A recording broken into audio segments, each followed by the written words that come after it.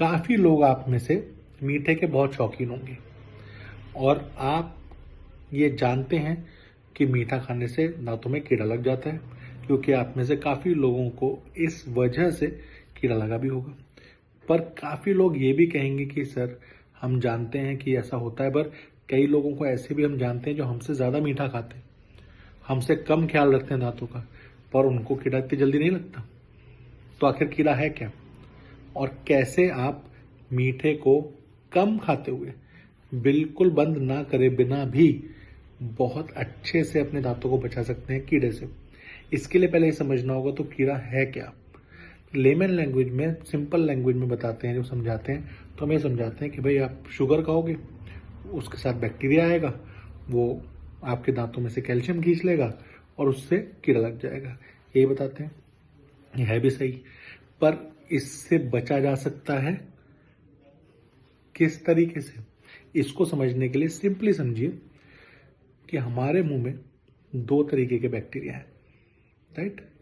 एक जो धीरे धीरे खाना खाते हैं और एक जो बड़ी जल्दी जल्दी खाते हैं।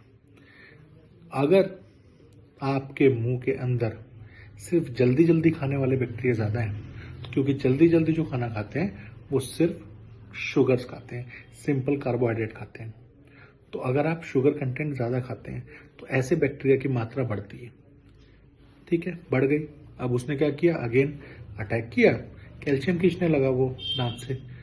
पर ये इंपॉर्टेंट है कि अगर जो धीरे धीरे खाते हैं माइक्रोब्स, वो भी हैं मुंह के अंदर, तो वो क्या करते हैं, वो रोकते हैं इन बैक्टीरिया को एसिड खींचने से कैल्शियम। और अगर खींच भी लिया है तो वो सलाइवा, आपके थूक में से कैल्शियम वापस वहीं पे लगा देते हैं, सड़न होने नहीं देते। अब आप पूछेंगे कि हम ये वाले बैक्टीरिया कैसे बढ़ाएं मुंह में जो धीरे धीरे खाते हैं। तो सिंपल आंसर ये है कि जो तेज खाते हैं वो कार्बोहाइड्रेट खाते हैं, जो धीरे खाते हैं वो फाइबर खाते हैं। तो आप अगर शुगर ज़्यादा किसी दिन खा लेते हैं तो उससे ज़्यादा फाइबर खाइए। मुंह के अंदर बैलेंस बना के रखिए माइक्रोब्स का, और मुंह के अंदर बैलेंस बन के रहेगा तो पेट के अंदर भी बैलेंस बन के रहेगा, क्योंकि वहाँ भी अच्छे बुरे बैक्टीरिया होते हैं, पूरे बॉडी में होते हैं।